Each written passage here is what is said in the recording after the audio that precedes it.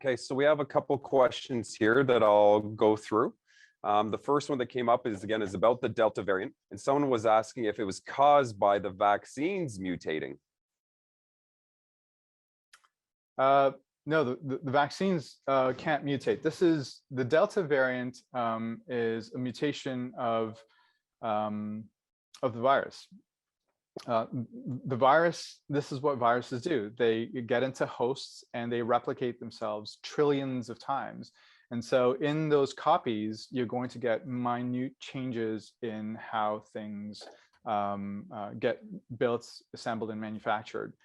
It is those small little changes, small little mutations that we see. So most mutations that happen are actually harmful to the virus. They actually cause more problems, and the viruses don't survive. But in very few cases, the mutations that are happening in the viruses, they're actually more advantageous. They get them to be a bit more sticky, more severe, and this is what we're seeing with Delta. So the vaccines itself, as I pointed out, don't actually introduce any virus itself. That we're looking at the actual blueprint. So these are the instructions on how to build one element of the vaccine, which is the spike protein that's on the surface. So that is, that doesn't mutate. That doesn't change. It's not a live virus. It's not an active virus, and we're not actually seeing that. So the vaccine is actually not mutating. It's the virus that's doing that. Okay, thank you. Excuse me. Someone wants to know if there's any severe health implications for mixing the vaccines. Yeah, so it's a good point. So mixing vaccines. So there's two types of mixing vaccines. Typically in Canada, we saw a lot of people who got their first dose with AstraZeneca, which is a viral vector vaccine. But because of the rare but severe side effects that we saw with blood clots, the recommendation was for their seconds to get an mRNA vaccine because we didn't see quite as many, we didn't see any blood clot concerns. The studies that looked at mixing AstraZeneca with an mRNA actually showed better protection. So if you got AstraZeneca as your first dose and then you got an mRNA vaccine, the protection that was detected was about 5 times higher than if you got just AstraZeneca for 2 doses or mRNA for 2 doses. The other type of vaccine mixing is if you got Pfizer first and then Moderna second, or vice versa. The evidence suggests that with the mRNA vaccines, they're interchangeable. They're tissues from Huggies and from Scotties. Like they're tissues. They're really different brands, but essentially they are doing the same thing. They're still stimulating the immune system to respond equally. So mixing vaccines perfectly fine, not a problem at all to do that. The one concern that people have expressed is that, geez, if I've got mixed vaccine doses in Canada, I can't travel. Cruise ships are not allowing me to come on board. Hopefully that's going to change, but that perspective will necessarily change because the evidence out there suggests that mixing vaccines is actually good and sometimes even better. Okay, thank you. So the next one is, there's a study saying the Pfizer vaccine effectiveness drops after 6 months. So is that correct? And then the second part of the question is, what's the comparison to other vaccines? Right. So excellent question, whoever asked that. So again, how vaccines work. When you get this vaccine introduced, or to get your immune system to respond, your immune system starts building this rapid reactionary force that I call it. It's a military term, but you get these antibodies that are being produced, and the antibodies is the first line of defense, and your body can produce them, and then those antibodies hang around in your system for a variable amount of time, 3 months, 6 months, 9 months, 12 months, depending on the actual antibody, depending on the actual infection. With COVID, we've seen that these antibodies from natural infection, they last for about 3 months, maybe longer, but we just aren't sure. With the Pfizer and the Moderna vaccines, we see that the antibodies tend to sort of go up there and they tend to sort of wane over time, probably about 6, maybe about 8 months from the time that the second vaccine was given. So it is actually true that we see a declination of antibody protection. But the immune system is complex. It's not just antibodies that are going to be protecting you. There are things called memory cells and helper cells. And, all of the cellular immunity can still add a lot of protection. So antibodies are not the full story, but it is actually true that it actually wanes over time. Can you repeat the second part of that question, Jeremy? Yeah, just bear with me. Where did it go? Oh, the question was, how does it compare to others? Like with the other, like so Pfizer compared to say Johnson & Johnson, Moderna.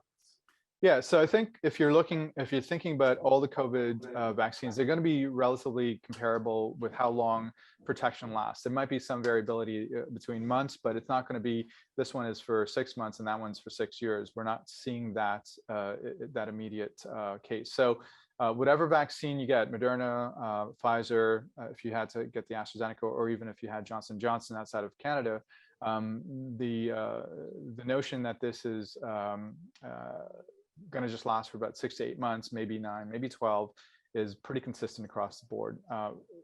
Comparing it to other vaccines, non-COVID vaccines like a measles vaccine or chickenpox vaccines, those antibodies last for decades or years, decades. So very different. And like I said, it's really dependent on the actual infectious microorganism and our body's response to that. Yeah, you and I touched on this in our segment yesterday, Ask Dr. Davids, from cruising. I'm an avid cruiser and I'm hoping to get back there. But this question's talking about, does mixing vaccine affect air travel to the US? Yeah, so travel is really a function of the receiving country. It's what the receiving country will accept as legitimate.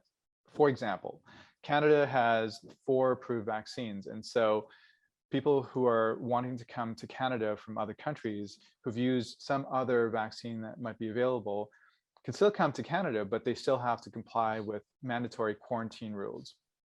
So, until Canada recognizes some of the other vaccines as protective, visitors to Canada have to comply with Canadian rules. So it's the same thing and it's air travel to the US, air travel any place else. Look at the receiving country and what they accept. Some countries accept the mixing and matching vaccines, some accept the approved vaccines that we have in Canada, and others perhaps don't. I can't possibly know every country's requirement, but please jump onto a website and look at the country that you're going to and what they actually require and will accept. So next question is, why aren't they working on treatments instead of vaccines, since we would need to be constantly jabbed? So again, your 3rd, 4th boosters.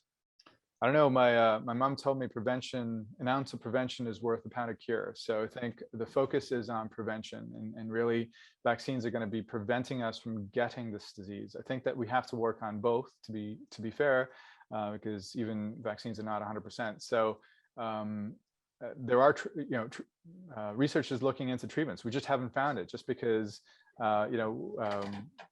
there might be treatments for other disease, we actually haven't found anything that's actually good to treat this. We've got a few candidates, but they've been used in serious hospitalization ICU cases. We don't have a lot to offer. Certainly, corticosteroids is one, and there's a couple of antiviral medications that are being used. A lot of this is still in trial phases. Let's not forget, we're early in this pandemic. We're a year and a half. And research takes time, and studies take time, and so we really need to sort of work on both. But if we can get people vaccinated, we're going to prevent them from actually getting this disease. So then treatments are perhaps less needed. Next question is, originally we thought herd immunity would be achieved at 80% vaccination rate, and now it's 90%. So what's influencing that changing target? Yeah, in one word, Delta, and the variants. So wild type virus, the original strain, wasn't quite as infectious, wasn't quite as severe. And so, herd immunity isn't just a function of how many people are immune. It also depends on the actual virulence or the severity of that virus that's infecting. So yeah, 75, 80%, that's what our threshold was for wild type or original strain. Delta has changed the game here, and because it's so infectious, because it's so virulent, over north of 90% of our population needs to be vaccinated. Someone had asked if you could repeat the website that you mentioned earlier in your presentation that had the good info on the vaccines. Yeah, so it's the University of Waterloo School of Pharmacy. I can try to sort of put this, if I can get the website here. And we can share that post event too, Jonathan. Okay, yeah. So, I can't really do this easily, but it's the University of Waterloo School of Pharmacy. If you type that into Google, I'm sure it'll get you there. Some great information over there. Highly recommend you check that out. Clear communication, simple messaging for complicated topics. Beautiful. I'm just scanning here through some of them. Bear with me.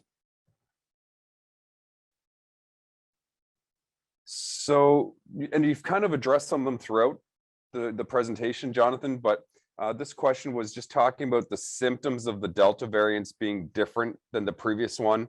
And you just touched on that's why herd immunity percentage has gone up. So you just want to, again, highlight for the audience why the Delta is so much more of a beast and something to be concerned of than the original? So anyone paying attention to the list of symptoms that went along with COVID, if you've been following it as closely as we have, we've seen, it started off with, cough, and fever, and then it expanded to pretty much every symptom that you can ever imagine. And then it's being reduced right now.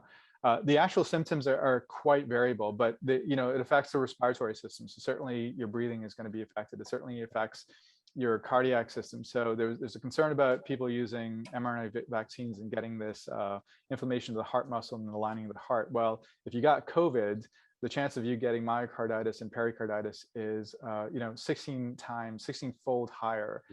So there's definitely cardiac complications.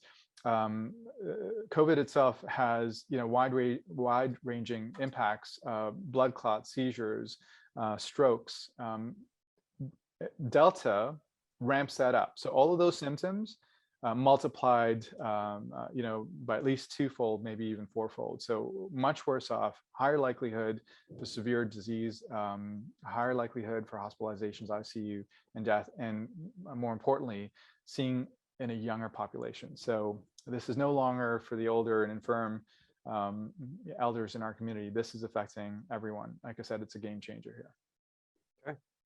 So another phenomenal presentation, Jonathan. Thank you so much. Driver Check's been really lucky throughout the pandemic because we have such a valuable resource here at the disposal of Driver Check. We have frequent company huddles, and Jonathan's always a wealth of information that I share with my family and my friends. So thank you, Jonathan, for staying so on top of this. And I know we did a recording on Friday. The information change came on Monday, right? So glad we could do this live. Again, stay in touch with regulations because they could be changing provincially, federally, internationally. And don't be afraid to reach out to the Driver Check team because this is what we do is we stay on top of these things so people can stay informed. So thank you so much, Jonathan.